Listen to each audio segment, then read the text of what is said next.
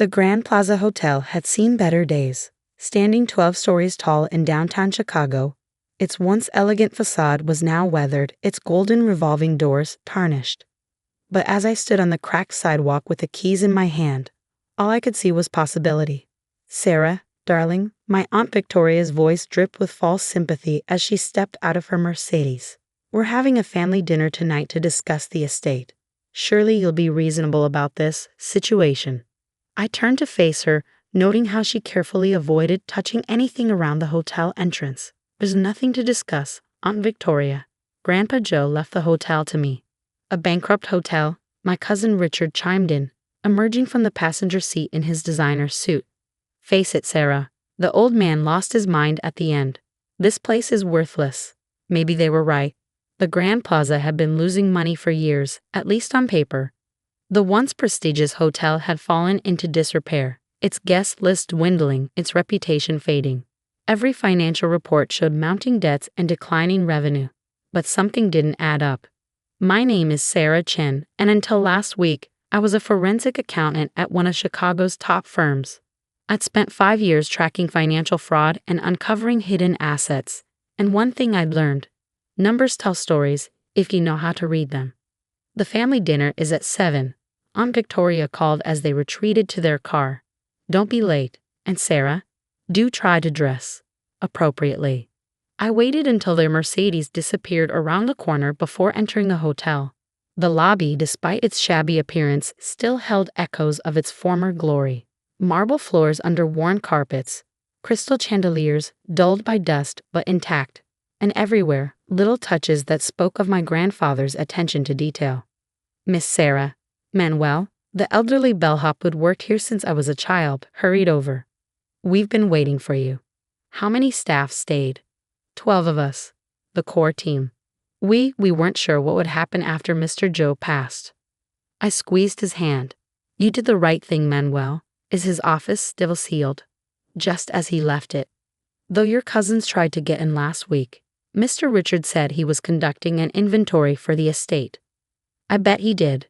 Grandpa Joe's office occupied the entire mezzanine level, overlooking the lobby through windows of frosted glass. I'd spent countless hours here as a child, watching him work while doing my homework. He taught me about business, about hospitality, about seeing the stories behind the numbers. "A hotel isn't just a building, sweet pea," he'd say, showing me the books. "It's a theater where every guest story plays out. Our job is to make sure their story has a happy ending." The office door opened with a familiar creak. Everything was exactly as I remembered. The massive oak desk, the wall of leather-bound ledgers, the old safe that had fascinated me as a child. But something was different.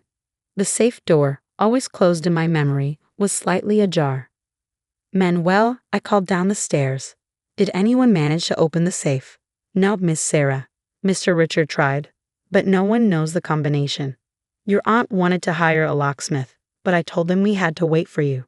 I approached the safe slowly. It was an old Drummond model, the kind they don't make anymore.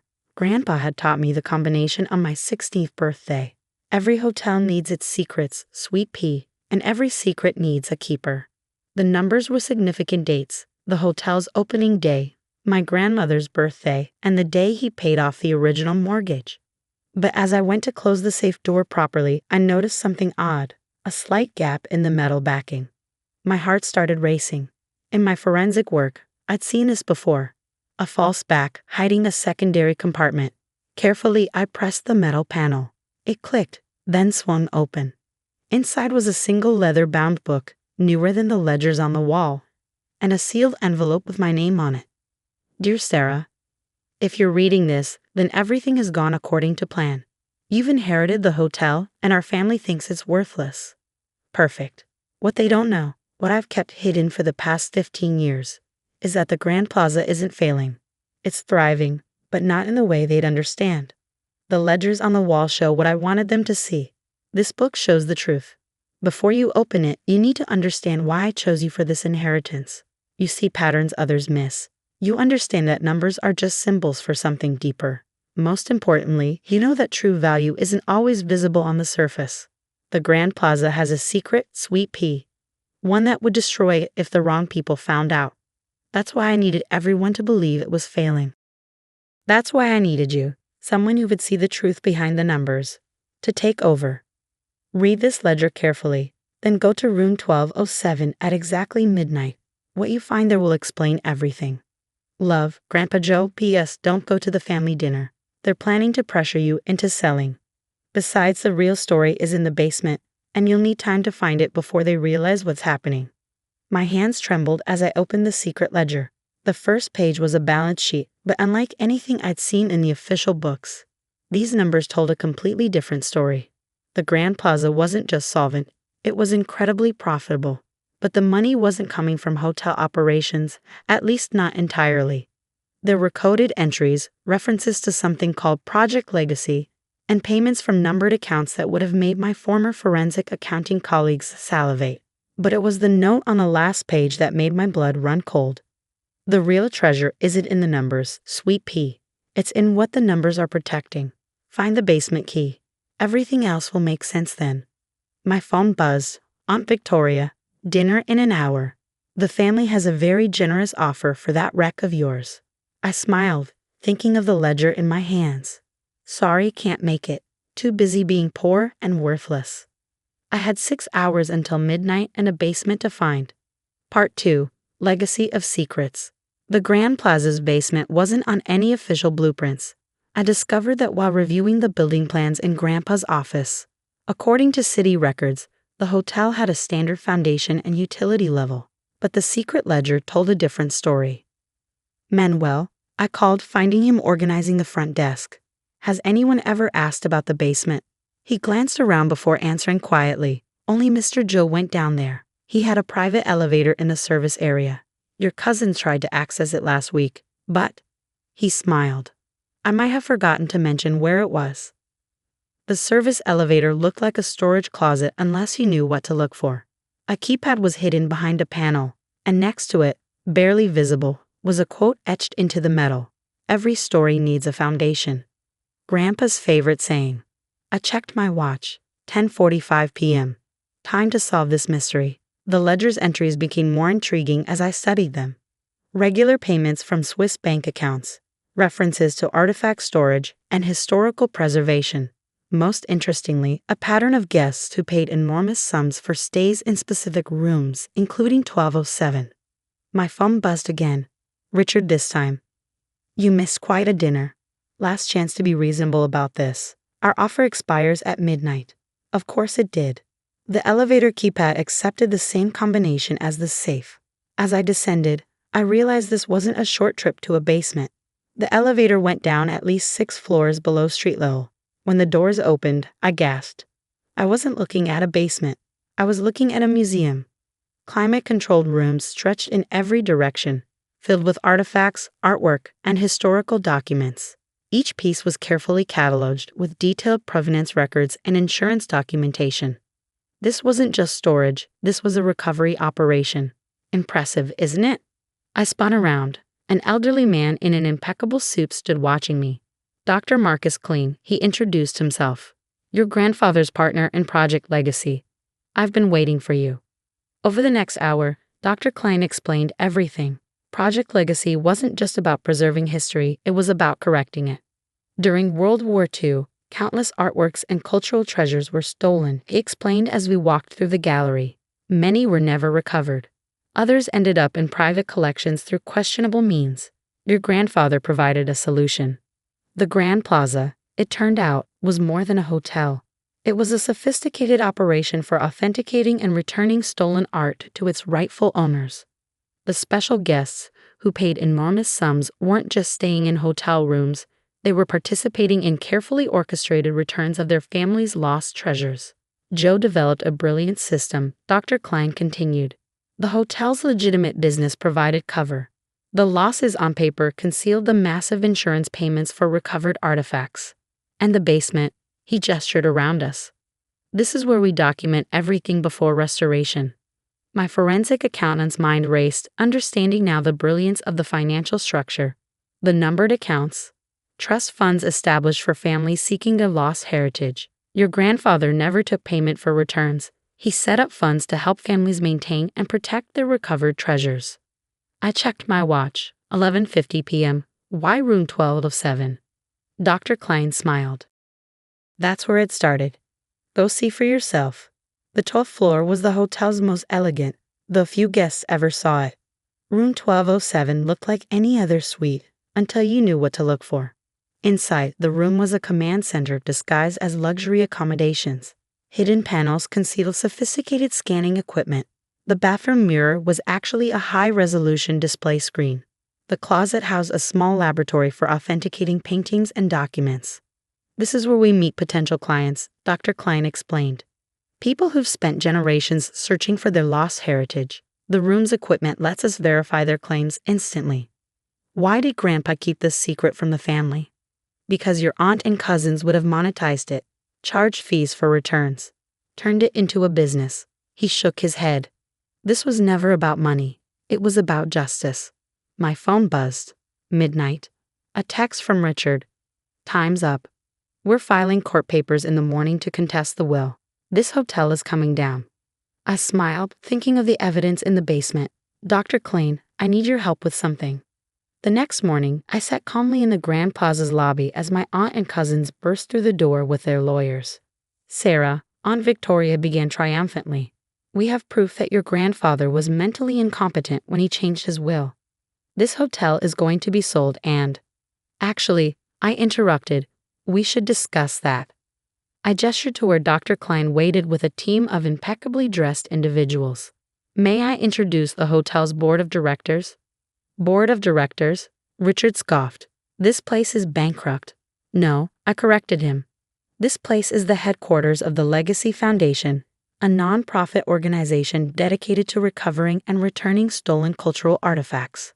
The hotel's losses were actually operating costs for a multi-billion-dollar recovery operation. Their faces went from triumphant to shocked as Dr. Klein presented the documentation, the foundation's real financial statements, the international awards, the letters of gratitude from families reunited with their heritage. Grandpa Joe wasn't failing, I explained. He was succeeding at something more important than profit. And now, the foundation's work will continue. Under your leadership, Dr. Klein added, as your grandfather always planned. Aunt Victoria sank into a lobby chair, her perfect composure cracking. All this time, we thought. You thought what you were supposed to think, I said gently. Grandpa needed people to underestimate this place, to protect its real mission. Over the next year, the Grand Plaza transformed, not into something new, but back into what it had always secretly been. We restored the public areas, maintaining the hotel's cover while expanding the recovery operation. Richard surprisingly asked to help once he understood the mission. His legal skills proved valuable in navigating international art law. Aunt Victoria, after initial resistance, became one of our strongest advocates in Chicago's social circles. The foundation's work accelerated. More families reunited with their lost treasures. More stories of justice served, heritage restored, history preserved. Last month, I sat in room 1207 with an elderly woman who'd spent 50 years searching for a painting stolen from her grandparents. When our equipment confirmed its authenticity, she wept. Your grandfather did this for my family too, she told me. He said everyone deserves to know their story. The secret ledger sits in my office now, though I've added my own entries. Each one represents not just a recovery, but a family's healing. A piece of history returned to its rightful place. Manuel still greets guests in the lobby, now assisted by a new generation of staff trained to spot the subtle signs of people searching for their past. The basement museum continues to grow, each artifact telling its own story of loss and recovery. Dr. Klein retired last year, but he still consults on difficult cases. Your grandfather would be proud, he told me recently. You've taken his mission even further than he dreamed. The family still gathers for dinners, but now they happen in the hotel's renovated restaurant.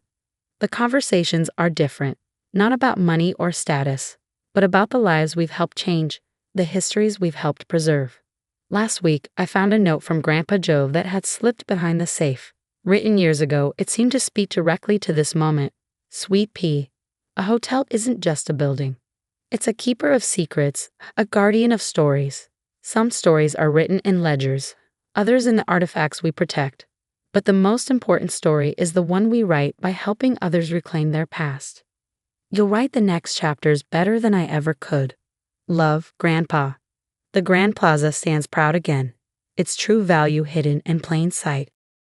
To the world, it's a restored historic hotel. To those who know its secrets, it's a beacon of hope, a place where lost stories find their way home. Every morning, I walk through the basement museum before the hotel wakes up.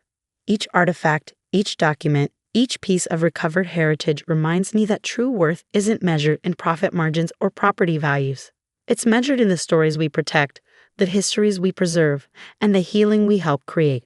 That's the real legacy of the Grand Plaza, and like every good story, it's still being written. The crystal chandeliers cast a warm glow across the Grand Plaza Hotel's private dining room, where my family had gathered for Mom's 60th birthday celebration. The table was set with fine bone china, sterling silver cutlery, and arrangements of white orchids that probably cost more than what my family thought I made in a month.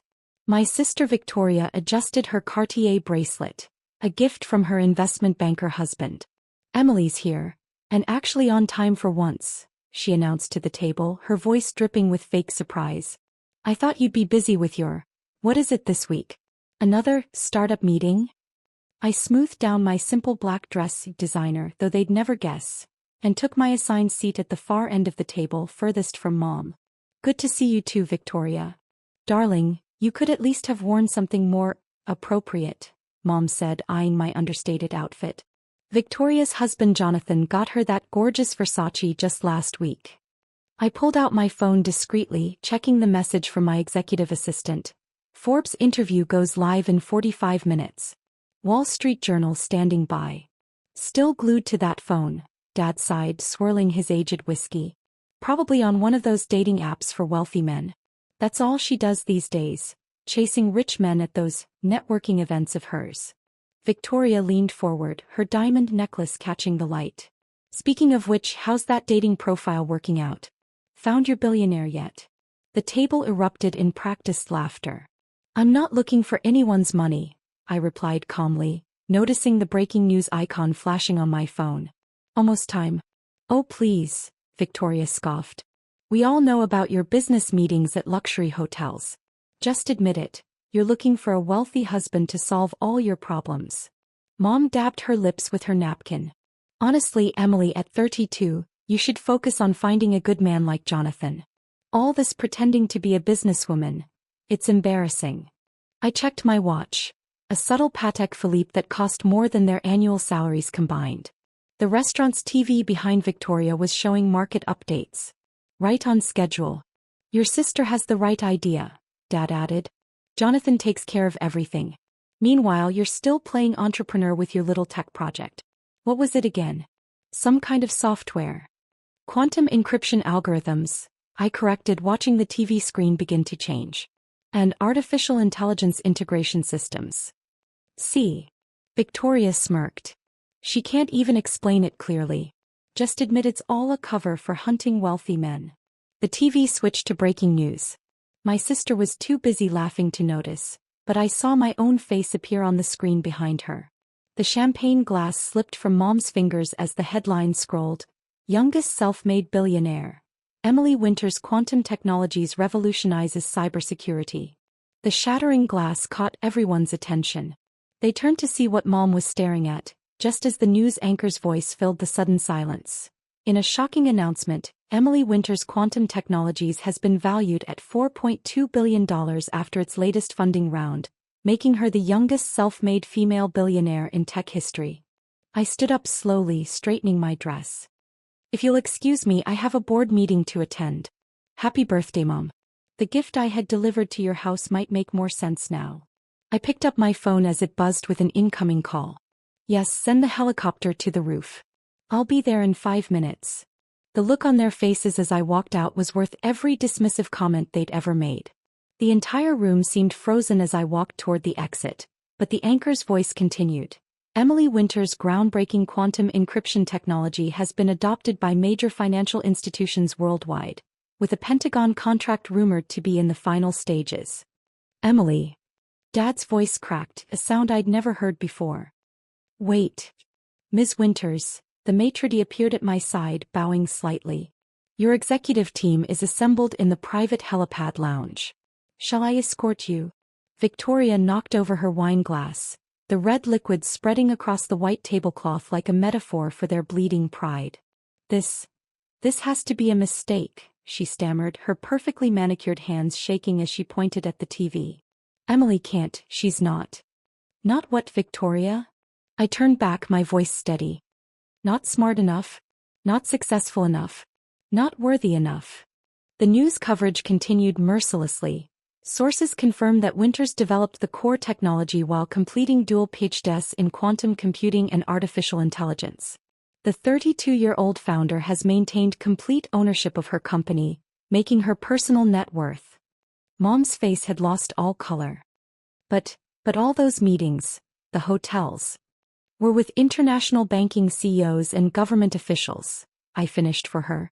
Those dating apps you mocked? Encrypted communication channels for high-security contracts. That little tech project? It's now protecting 70% of global financial transactions. My phone buzzed again, the Presidential Science Advisor's office. I declined the call. They could wait 5 minutes. Why didn't you tell us? Dad asked, his whiskey glass sitting untouched.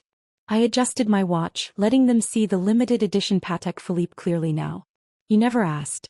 You were too busy laughing at my failed career, my hopeless dreams, my embarrassing choices.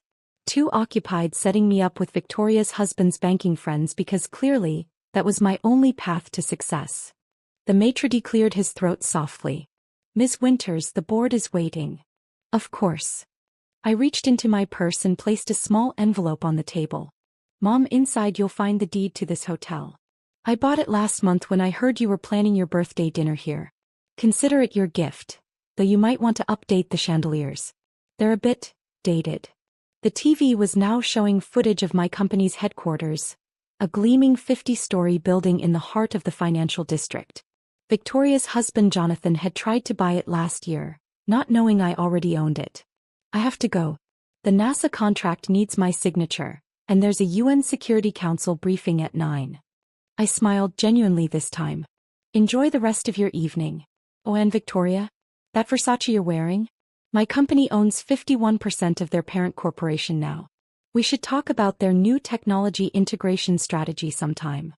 As I walked out, I heard Mom whisper, Emily, But the rest of her words were drowned out by the sound of helicopter blades as my pilot started the engines.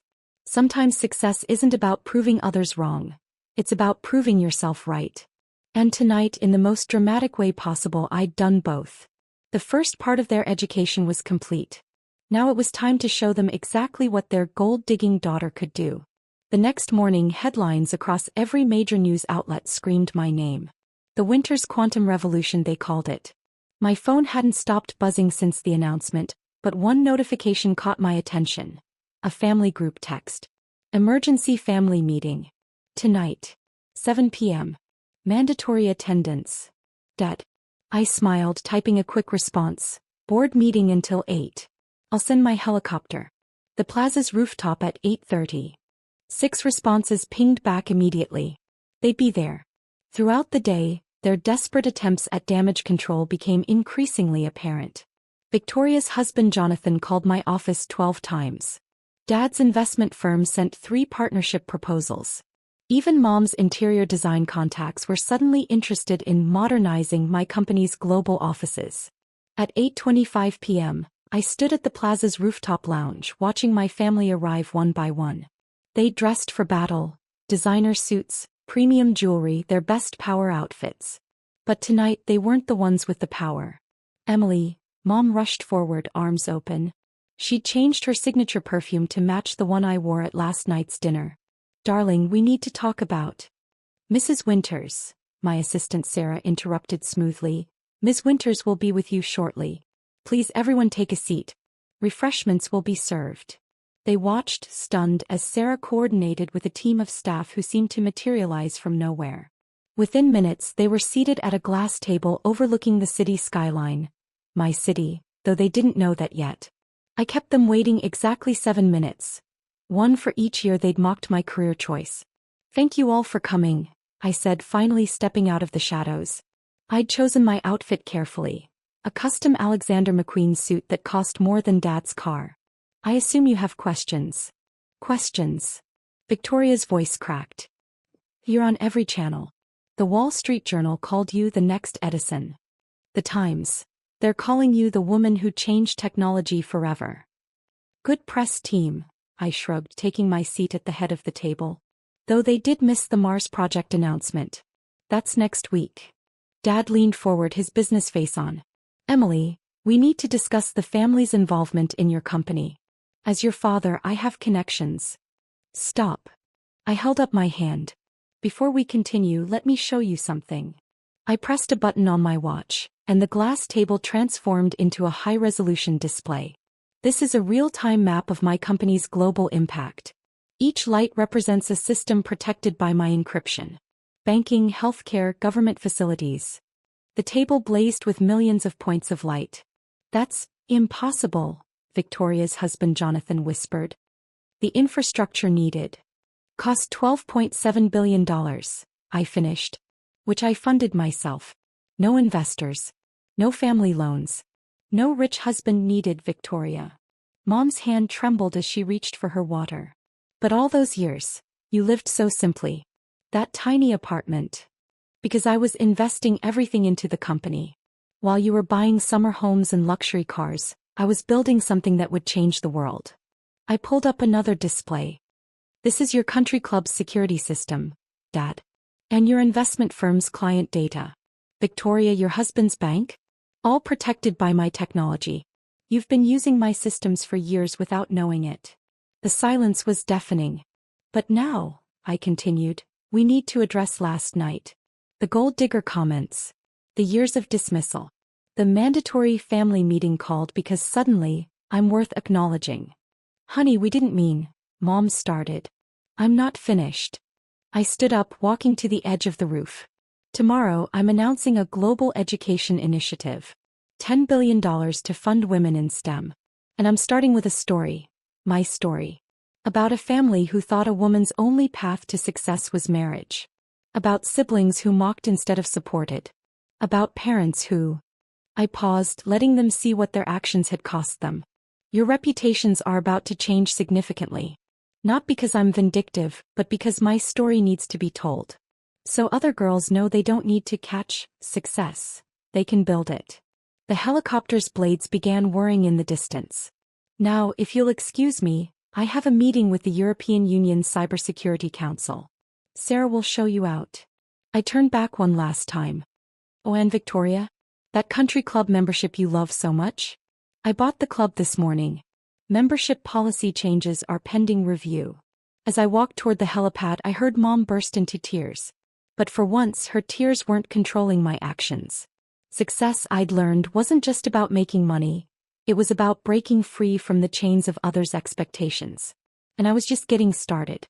3 months after the rooftop meeting, I sat in my penthouse office, reviewing the global impact of my revelation. The education initiative had already received 2 million applications from young women in STEM. My story had sparked a movement, but more importantly, it had sparked a change much closer to home. The intercom buzzed. Miss Winters, your mother is here. I looked out over the city skyline, remembering all the times she told me to be realistic about my dreams. Send her in. Mom entered tentatively, a new behavior for her. Gone was the overstated luxury wear, replaced by a simple but elegant business suit. She'd been making changes I'd noticed. Emily, she said softly, clutching a magazine. I saw your cover story in Forbes Women. The one about breaking generational expectations? I kept my voice neutral. Or the one about the Mars colonization project? Both. He placed the magazine on my desk. I've been attending therapy. Trying to understand why I pushed you toward marriage instead of supporting your dreams. Her hands twisted together. I was wrong. So terribly wrong. I gestured for her to sit. You weren't alone in that thinking. Victoria's in therapy too, Mom continued. After you revoked her country club membership. Well, it was a wake-up call. She started a women's mentorship program at her daughter's school. Interesting. I pulled up a holographic display, showing Victoria's program details. I know. I've been monitoring it. It's impressive. And your father? Mom's voice cracked. He's completely transformed his investment firm. 50% of their funding now goes to women-led startups. He says it's his way of making amends for not believing in you. I nodded, pulling up another screen. His firm's performance has improved 312% since implementing that policy. The silence stretched between us, heavy with unspoken words. I saw what you did with the Plaza Hotel, Mom finally said. The new Women's Business Center in the West Wing. The Emily Winters Institute for Innovation, I confirmed. Opening next month. We're offering free technology training to underprivileged girls. Mom's eyes filled with tears. I drive by it every day seeing your name, remembering that birthday dinner. How blind we all were. Standing, I walked to the window. Below, construction crews were working on my next project.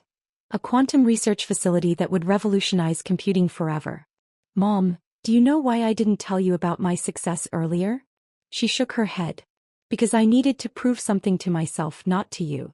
Every dismissive comment, every mockery of my dreams, they became fuel. I built an empire not to spite you, but to show myself it was possible. And now, she asked quietly. I turned, meeting her eyes. Now I'm building something bigger. A world where no other woman has to hear, just find a rich husband, when she says she wants to change the world. My phone buzzed. The president was calling. That's my cue, I said. The quantum defense system presentation starts in 10 minutes. Mom stood, smoothing her skirt. Emily, I know we can't undo the past, but would you consider having dinner with us next week? Victoria's daughter wants to show you her science project. She says she wants to be just like her Aunt Emily.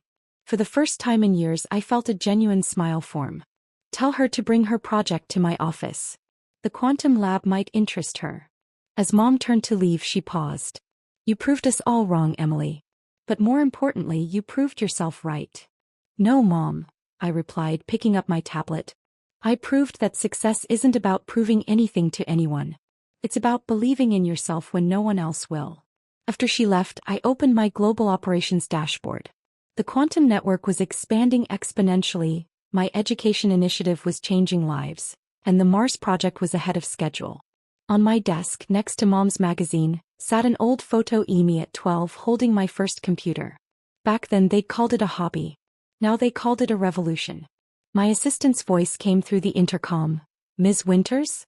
The President and Joint Chiefs are ready for your presentation. I straightened my jacket, smiling at the memory of that birthday dinner that changed everything. Tell them I'm on my way. And Sarah? Schedule some lab time next week. I have a niece to inspire. Sometimes the greatest revenge isn't in proving others wrong. It's in showing them a better way to be right. And as I headed to the presentation that would change global security forever, I knew this was just the beginning. Success, after all, isn't a destination. It's a journey of continuous evolution. And I was taking my family, and the world, along for the ride. The crystal glasses clinked as Mom's birthday celebration reached its peak in our family's dining room. The chandelier cast a warm glow over the mahogany table, where my sister Emma held court with her latest corporate success story. So then the board approved my proposal unanimously, Emma finished, adjusting her Cartier watch. Another record quarter. That's my girl. Dad beamed, raising his wine glass. Following in my footsteps at Preston and Associates. Now that's a real career. I adjusted my simple blazer, bought off the rack but carefully tailored to hide its origins. My laptop sat quietly in my bag, notifications muted but undoubtedly filling with updates from my team. And what about you, Sarah? Mom turned to me with that familiar look of concern. Still doing your computer thing? Online work, I corrected softly, pushing my food around the plate. Yes, I'm still running my company. Emma snorted into her wine glass. Is that what we're calling it now? Sitting in your apartment all day. Speaking of which, Dad interjected, I have some connections at Preston. Entry-level positions, but it would be a start. Real work in a real office. I checked my phone under the table. 3 missed calls from my PR team. The Forbes interview must have gone live. Sarah needs structure, Mom added, cutting her beef Wellington. All this isolation isn't healthy. Remember when she quit her consulting job to build something of her own? That was 3 years ago, I said quietly, watching the seconds tick by on my watch. Almost time. 3 years of what exactly? Emma leaned forward. None of us even knows what your company does. It's a tech startup, I began, but Dad's laughter cut me off. Still playing with computers? He shook his head. When I was your age, I was already junior partner. The TV in the adjacent living room, left on for background noise, suddenly increased in volume. Breaking news alert sounds filled the air. Hold on, Emma frowned, turning toward the sound. They're interrupting regular programming. The announcer's voice carried clearly into the dining room. Breaking news. Tech's youngest billionaire CEO reveals identity after 3 years of speculation. Walker Technologies, the mysterious company valued at. My face filled the screen. Emma's fork clattered onto her plate. Mom's wine glass froze halfway to her lips. Dad stopped mid-lecture, his mouth hanging open. That's... Emma whispered, that's Sarah. Walker Technologies, the announcer continued, revolutionized secure communication platforms during the pandemic, becoming the fastest-growing tech company in history. Its founder and CEO, Sarah Walker, age 29, has finally... I should take this call, I said calmly as my phone lit up again. Forbes wants to confirm some details for the cover story. The silence in the room was deafening. My sister's perfectly composed face had crumbled into shock. Mom's carefully applied makeup couldn't hide her pallor. Cover story? Dad managed to choke out. I stood smoothing my blazer. Yes. They're running it next week. The Silent Billionaire, How Sarah Walker Built a Tech Empire in Secret. The TV continued its relentless revelations. Walker Technologies, now valued at over $48 billion, has become the leading provider of quantum-encrypted communication systems, with contracts spanning government agencies and Fortune 500 companies. 48 billion? Emma's voice cracked. She grabbed her phone, frantically Googling my name. Her eyes widened as headlines flooded her screen. Mom found her voice first. But you work from your apartment. My apartment? I allowed myself a small smile. You mean my company's first satellite office? The one in the building I bought last year. Dad's face cycled through shades of red. The Preston Tower? You own our building. Among others, I replied, opening my laptop. Actually, I own the majority stake in Preston and Associates' parent company. Emma's last promotion? I approved that investment package. Emma's Cartier watch suddenly looked less impressive as she stared at the Forbes article displaying my net worth. All those times you couldn't make family events because of your online meetings, Mom whispered. Were actually board meetings, I finished. Hard to attend Sunday brunch when you're negotiating contracts with the Department of Defense. The TV switched to business analysts dissecting my company's meteoric rise. Walker Technologies' encryption algorithm has become the global standard.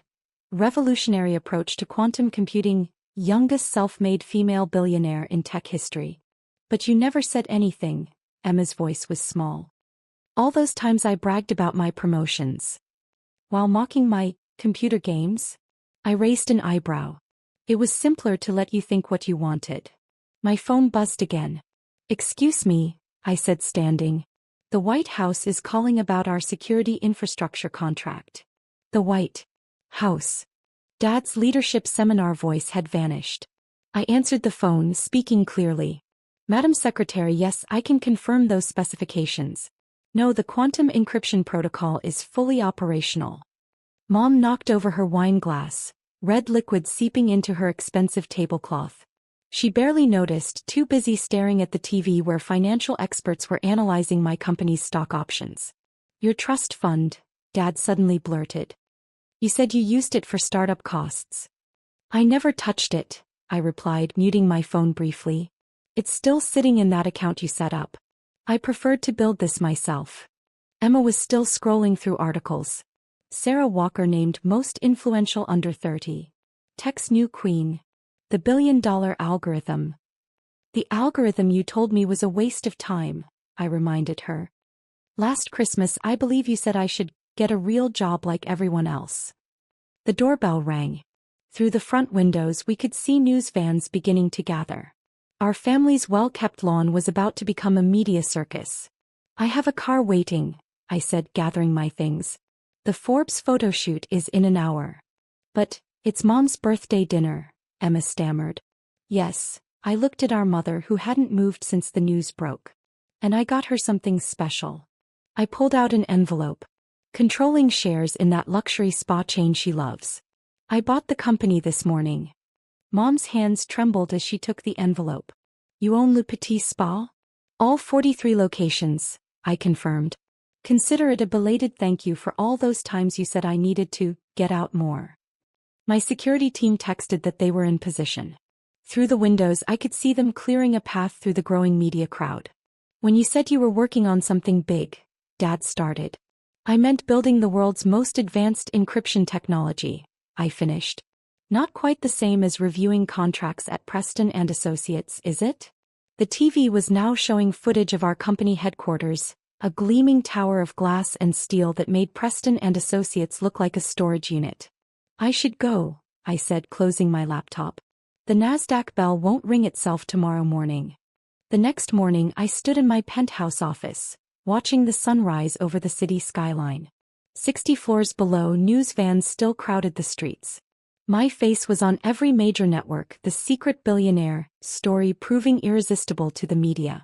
My phone buzzed, Emma, for the 12th time since last night. I let it go to voicemail, instead focusing on the live stream of the NASDAQ opening. In 10 minutes I'd ring the bell remotely from my office, Walker Technologies symbol displaying on the famous Times Square billboard. Ms. Walker, my assistant Michael entered. Your family is in the lobby. Of course they were. Your sister tried using her Preston and Associates credentials to get past security, he continued, hiding a smile. She seemed quite surprised when the system flagged her as a restricted visitor. Let them up, I said, adjusting my Saint Laurent blazer.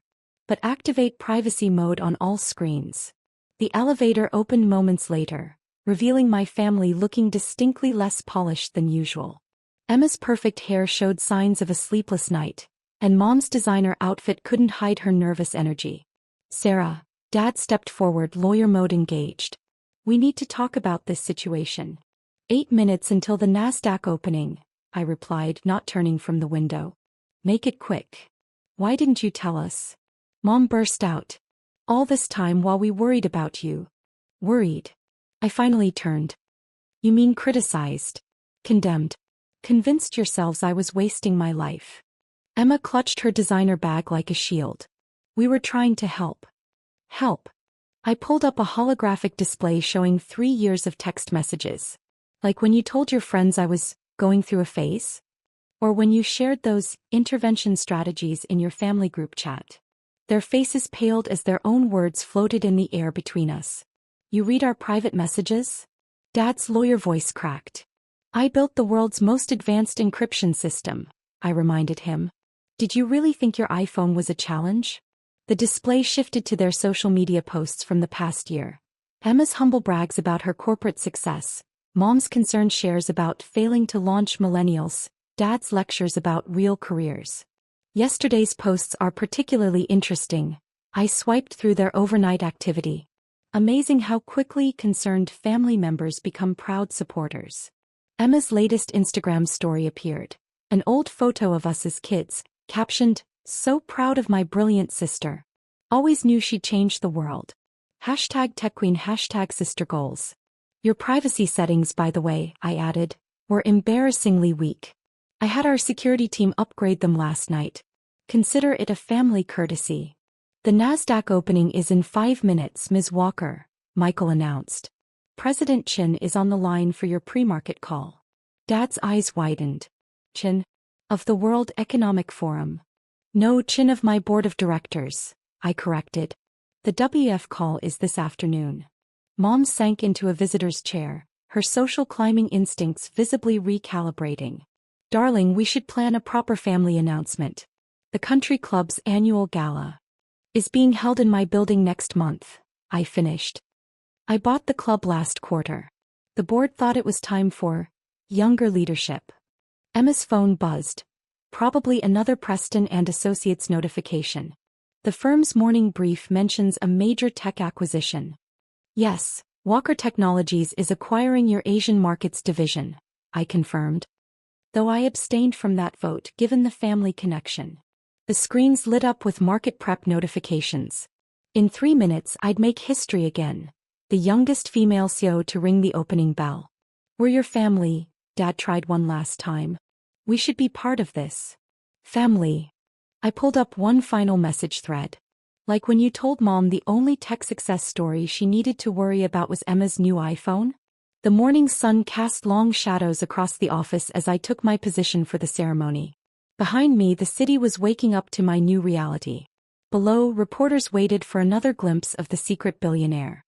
"You can watch from the family room," I nodded toward a side door. The same place I waited during Emma's graduation party. The one I couldn't attend because of a computer emergency. "What was the emergency?" Emma asked quietly. "Our quantum encryption breakthrough. The one that landed us the Pentagon contract. Worth a bit more than your quarterly bonus, I believe." 1 month after the Forbes reveal, I sat in my executive suite reviewing acquisition reports. The city skyline had changed. 3 more buildings now bore the Walker Technologies logo, their quantum servers humming beneath sleek glass facades. My phone displayed Emma's latest attempt at reconciliation, a carefully crafted email about family bonds and shared success. Below it, a news alert showed her resignation from Preston and Associates. Apparently, being a middle manager lost its appeal when your younger sister owns the building. "Ms. Walker," Michael entered with the morning briefing, "the World Economic Forum panel is confirmed. They're particularly interested in your perspective on quantum encryption's role in global finance." "And the family situation?" I asked, though I already knew. "My security team's reports were thorough. Your mother's been appointed to 3 charity boards in the past week. Her social media engagement has increased 400%. Most posts reference her tech visionary daughter." He paused. "She's also applied for membership at the 4 most exclusive clubs in the city. All of which we own," I noted. "Yes. Your father's firm has submitted 16 partnership proposals. They're particularly interested in handling our Asian expansion." I pulled up the firm's financials on my holographic display. Their desperate scramble for relevance was almost pitiful. And Emma started a tech investment blog. Her latest post is titled, "How I Inspired My Sister's $1 billion Algorithm." The irony wasn't lost on me. 3 years ago she'd called that same algorithm a cute hobby. The intercom buzzed. "The Bloomberg crew is here for your cover shoot." I stood straightening my Balmain suit. The secret billionaire narrative had evolved into something bigger. A story about innovation, perseverance, and the quiet revolution happening in quantum technology. "Your sister's blog post is gaining traction," Michael added. "The family angle is appealing to readers." Of course it was. Everyone loves a redemption story even when it's completely fabricated. The makeup team worked quickly while I reviewed market projections. Walker Technologies stock had doubled since the reveal, our quantum encryption becoming the new global standard. The algorithm they'd mocked had transformed modern security. "Sarah." A familiar voice made me turn. Mom stood in the doorway, perfect makeup not quite hiding her desperation. "I've been trying to reach you." Security moved to intercept her, but I waved them back. "How did you get past the lobby?" I may have told the reporters I'm your mother," Mom said, clutching her bag. "They were helpful." "I'm sure they were," I replied, turning back to prep. "Bloomberg shoot starts in 10 minutes. Darling, about the country club gala." She stepped closer. "People are asking if you'll attend as the new owner." "The gala's rebranded," I said. "It's now the Quantum Innovation Summit. Only tech leaders and scientists invited." Her face fell. "But the traditional members can reapply under new rules. Though I doubt old money counts as innovation." The studio lights glinted off the quantum circuits embroidered into my suit, a detail costing more than Mom's wardrobe. "Your father's firm," she began. "Declining for years," I said. "Asia lost 40% last quarter. That's why they want us." "Their family," she whispered. "Family." I pulled up a hologram. "Like when you told the Prestons I was finding myself, while Emma had the career?" The screen filled with glowing insults. "We didn't know," she murmured. "No. You didn't care. Too busy with Emma's parties to ask what I was building." The Bloomberg team entered. Outside, the skyline shone, built by my hobby. Ms. Walker, Michael said. President Chin is calling about quantum defense. Mom's eyes widened. Later, I said. Chin owns less stock than me. Makeup done. Mom stood frozen. The daughter she pitied now held the power. Quantum Summit wants your input, Michael added. Emma submitted a proposal, growing up with a tech visionary. I laughed. Growing up with me? She called me a crisis for 3 years. Cameras rolled. Mom backed away. He finally saw. One more thing, I said. Those charity boards. Walker Tech owns them too. You own the charities, she gasped. Among other things. I faced the cameras. The real story began. The city gleamed. Every insult fueled me. Every dismissal built my empire. Why reveal yourself now? A reporter asked. I smiled. Because success is the best answer. Flashes lit the room. Not the daughter they doubted, but the CEO shaping the world. My algorithms guarded nations, shifted markets, rewrote rules. Let them post photos. Let them pretend. The truth was clear. Success was revenge. I hadn't built this empire to prove them wrong.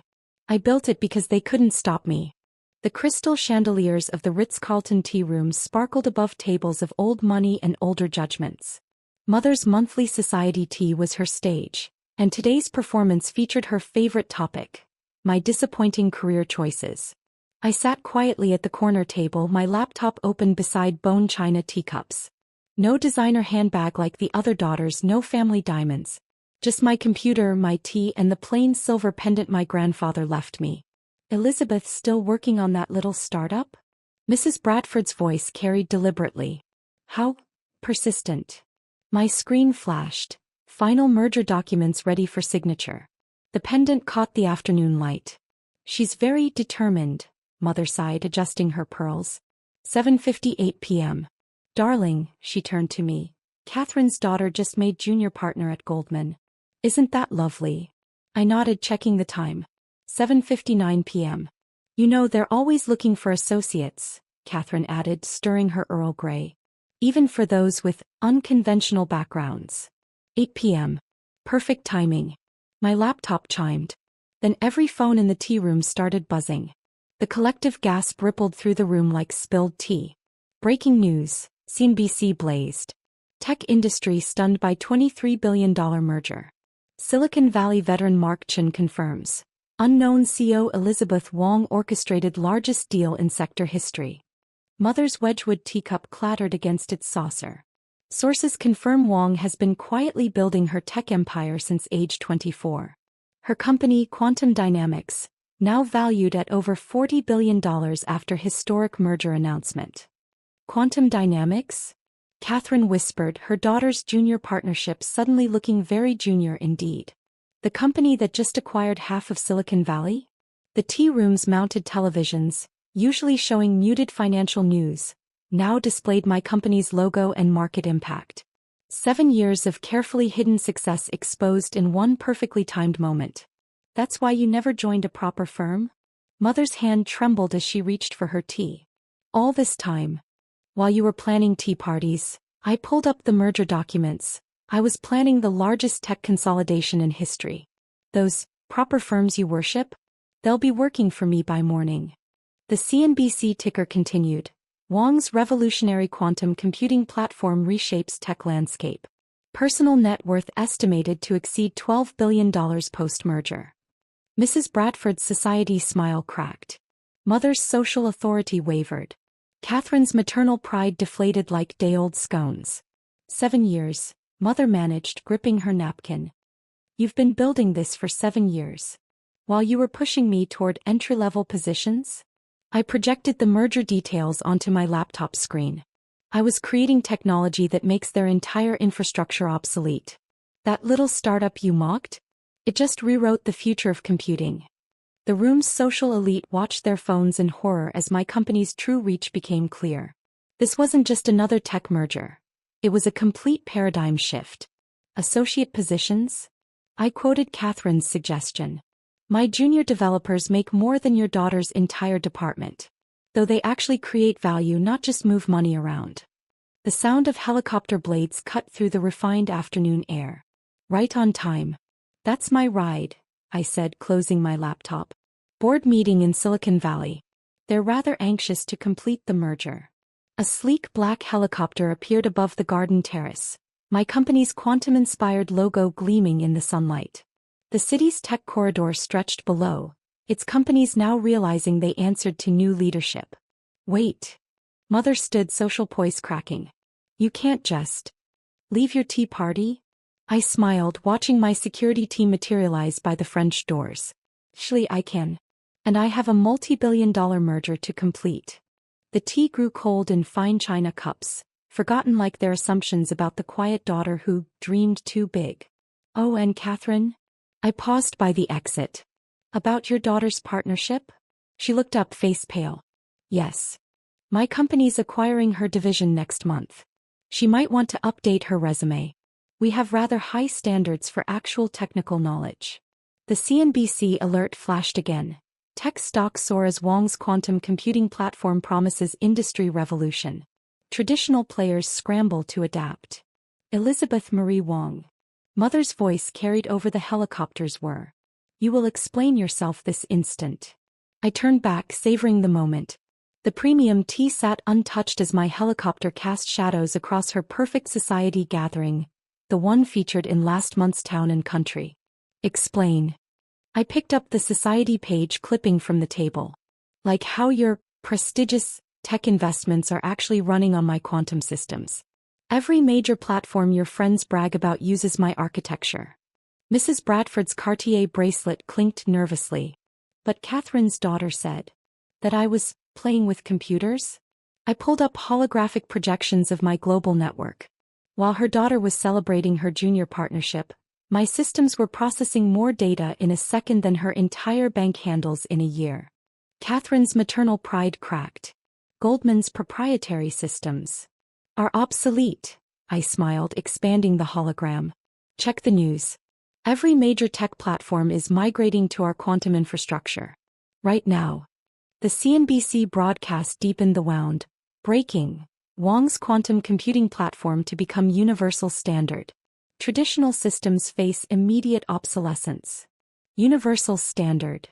Mrs. Bradford whispered, her social connections suddenly worthless. All those times you sat quietly at these teas. I was monitoring my global deployment, I nodded. Though monitoring might be generous when you're actually rebuilding the entire digital world. The tea room screens displayed my company's reach, quantum cores spanning continents. Processing power that made their cutting-edge technology look primitive, computing capabilities that dwarfed their combined understanding. But you never showed any interest in proper business, Mother whispered, clutching her teacup. Proper business? I laughed. Like when I tried to explain quantum computing at the country club. The presentation you skipped for Catherine's daughter's promotion party? I pulled up old family texts. Tech is for boys, dear. Leave the computers to the professionals. Why can't you be practical like Catherine's daughter? While you were sending these, I projected my company's latest valuations. I was building the system that's about to make traditional computing extinct. Every device, every platform, every digital interaction, it all runs through my quantum cores. Catherine's phone buzzed. Her face went ashen as she read the message. That would be Goldman's CTO, I noted. Realizing their entire infrastructure needs to be replaced. The smart firms are already signing contracts. The others? Well, obsolescence isn't kind to the hesitant.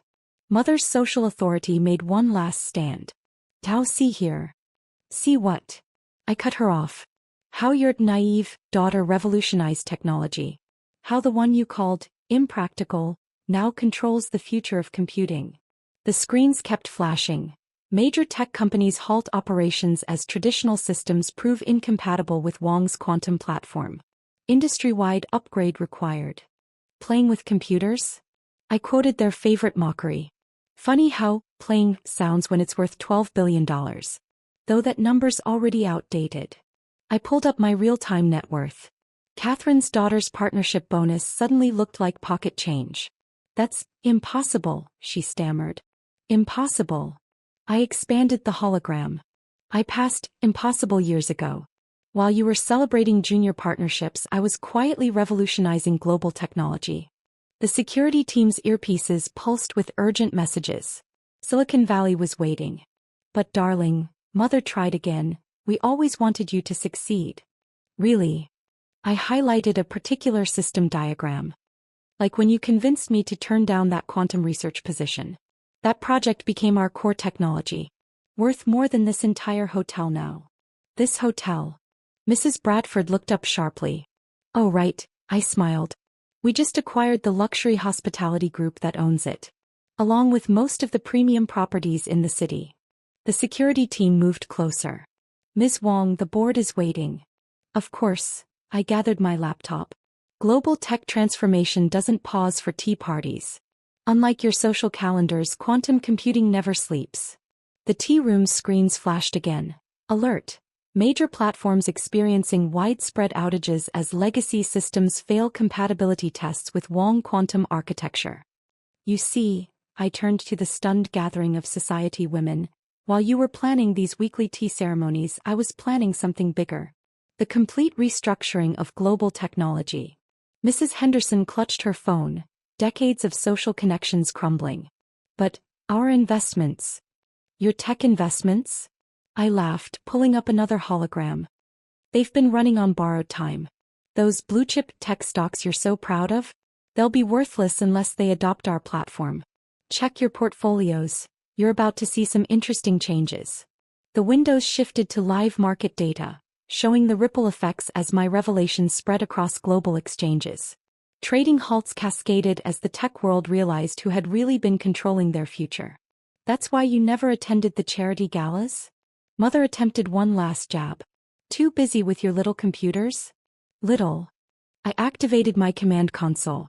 Our smallest quantum core has more processing power than all their systems combined. Speaking of which. The screens flashed again. Breaking. Wong quantum architecture begins systematic shutdown of incompatible systems.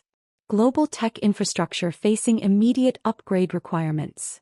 Elizabeth, Mother stepped forward, social grace forgotten.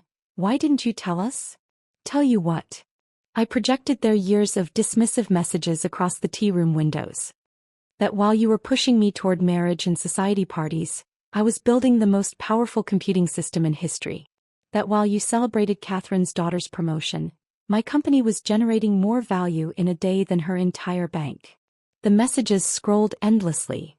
Their mockery of my work, their dismissal of my vision, their constant comparison to more suitable careers for young ladies.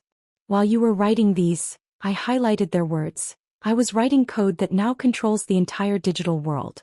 Every device you use, every platform you access, every technology you think you understand, it all depends on my architecture now.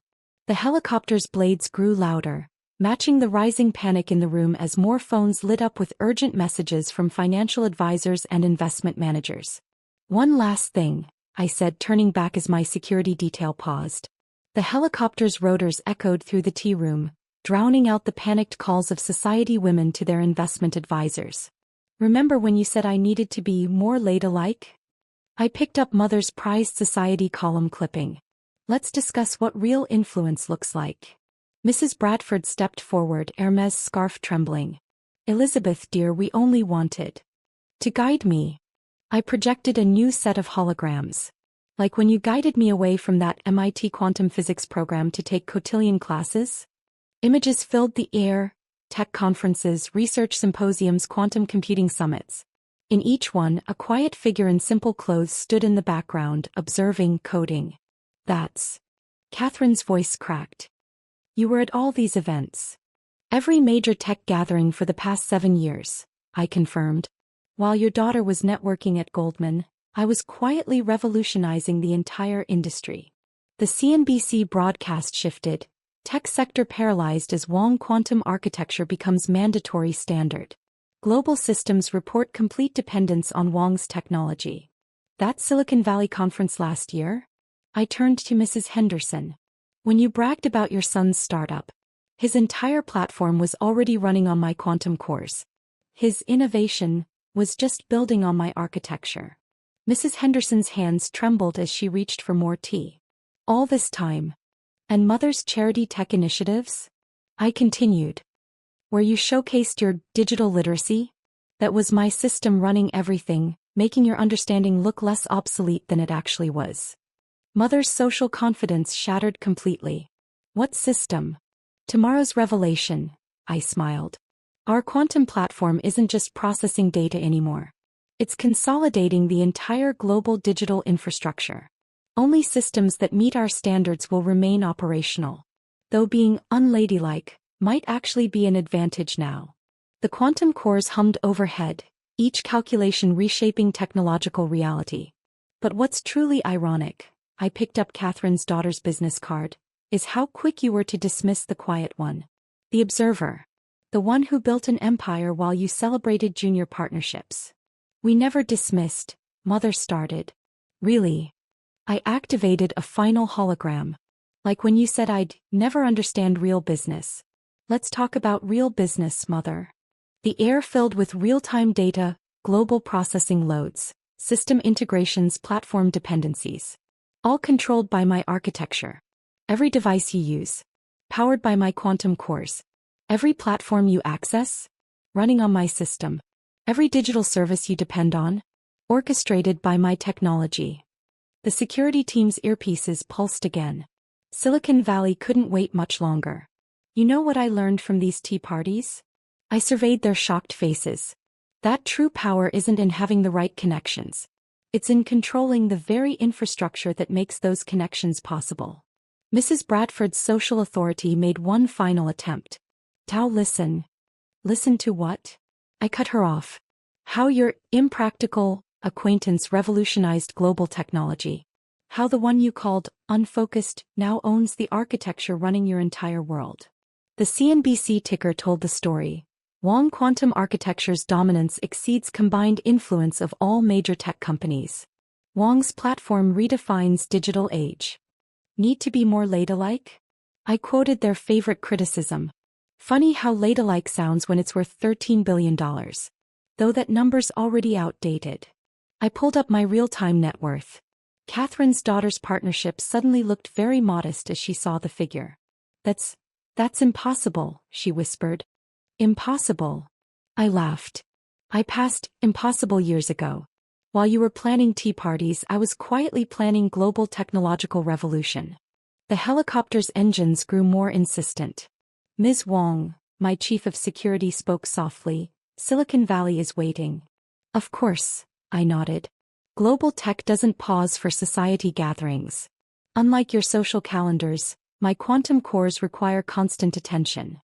I headed for the terrace, then paused. Oh, and Mother? Those tech stocks you're so proud of. She looked up, society column hanging limply in her hand. Yes. They're worthless unless they adopt our architecture. Like everything else in your digital world. You might want to check your portfolio. Apparently, being ladylike isn't the only thing this family got wrong about me. The quantum cores pulsed one final time, casting harsh light over their stunned faces. The premium tea grew cold, forgotten like their assumptions about their quiet daughter who needed to be more suitable. Enjoy your party, I called out. The markets open soon.